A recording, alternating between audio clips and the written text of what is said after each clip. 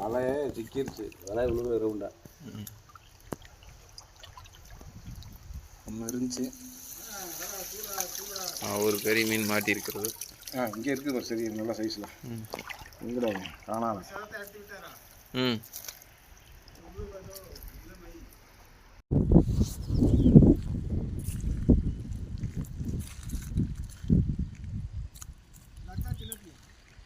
ஜிலேபி இல்லை, கெண்டை.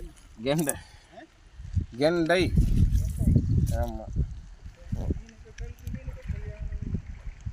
அவர் கல்யாணம் கச்சேரின்னு இருக்கிறாரு. அவரையும் பார்த்துங்க அப்படியே.